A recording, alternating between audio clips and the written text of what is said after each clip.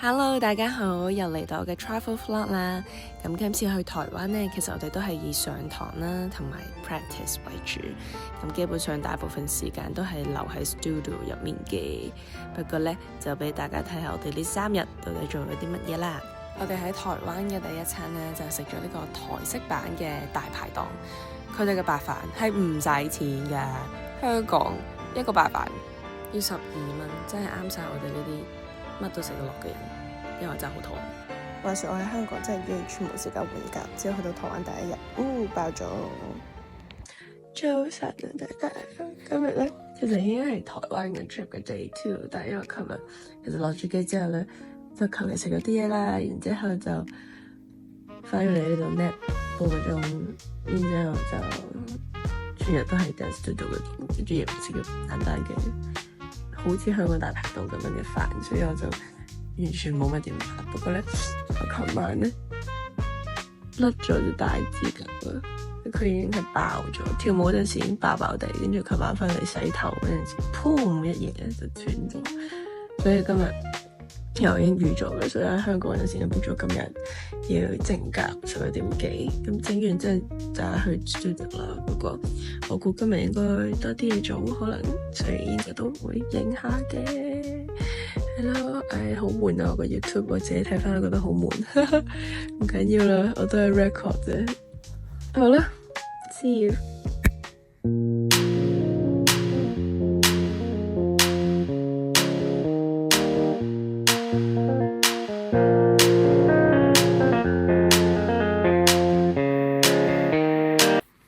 哇，我想問下呢間酒店 gym room 咧咁樣，跟住我諗下佢係唔入得去㗎，係咪未開咧？定係其實佢根本就唔開嘅？唉，算啦，去食個早餐。原來我誤會咗佢，原來佢係要用我個 room 卡換佢張 gym room 卡。我哋試多次啦。嗱，我估佢啲設備點開㗎？睇下先。我估佢啲，哇，好黑啊！哇！佢連個啞鈴都冇啊！啊！我有啊喺度。今次咧，我特登多間超級平嘅酒店，因為我淨係住啫嘛，同埋呢2日都唔係放任食咁樣，求其啦咁樣，但係估唔到。咁樣係咪正常嘅咧？算啦，我想講其實呢度先200幾蚊港紙1晚，係咪咧？你300挨近300蚊1晚啦，所以好平咯，唔可以抱怨咁多。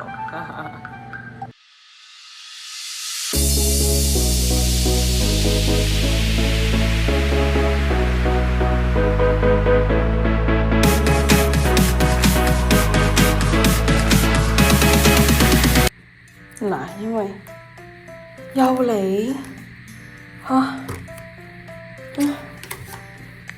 啱房個哇！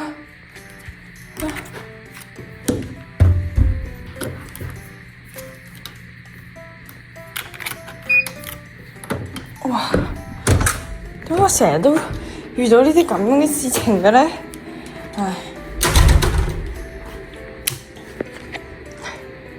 換嘅衫，食個早餐咧，跟住就去着㗎啦。不如直接帶晒啲跳舞嘢出去，唔使翻嚟，唔使點。唉，就咁啦。次次行喺啲台灣呢啲街度咧，我覺得好傻。因為香港好少，好似啲村啊、西貢啊咁樣先至有呢啲vibe。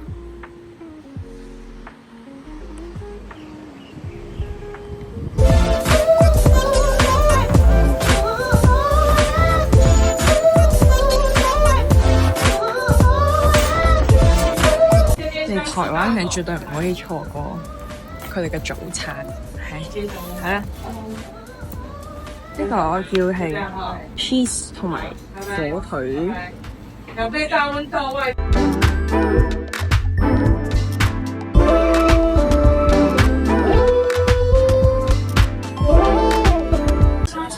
中明咧點解台灣咧，佢個玻璃入面都會將早餐店呢樣嘢寫落去啲歌詞，咁都係好好睇咯。我就咁坐喺度望佢哋喺度整呢啲整類，我覺得好幸福咯，好正啊，幾好嘅。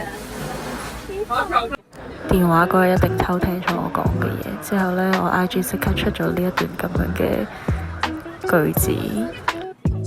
佢呢度就寫話：如果一日你覺得路邊嘅早餐店冇咗熱氣嘅包、粟米、茶葉蛋，覺得好治癒；交通工具上面嘅提示聲音變得悅耳；望住沿途嘅藍天白雲、花草樹木，覺得放鬆；陰雨嘅靜言係會撫平躁鬱，照入牆角嘅陽光顯得溫柔。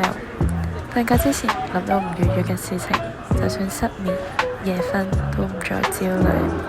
你突然間感嘆呢個世界好像有點可愛。其實呢個世界冇變好，而係你慢慢變好。其實真係越大越覺得並唔係呢個環境係點樣，而係我哋嘅心態係點樣。所以加油啦！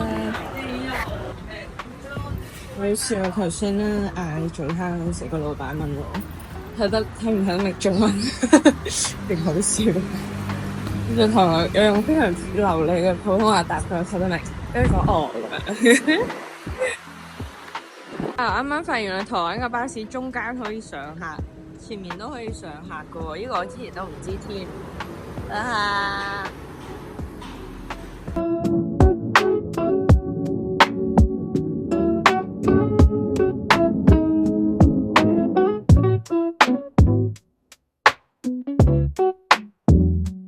我已經揾到未夾嘅地方啦，不過咧而家早咗成45分鐘到，跟住咧我見到對面咧有間聰物咖啡，所以而家行過去聽下。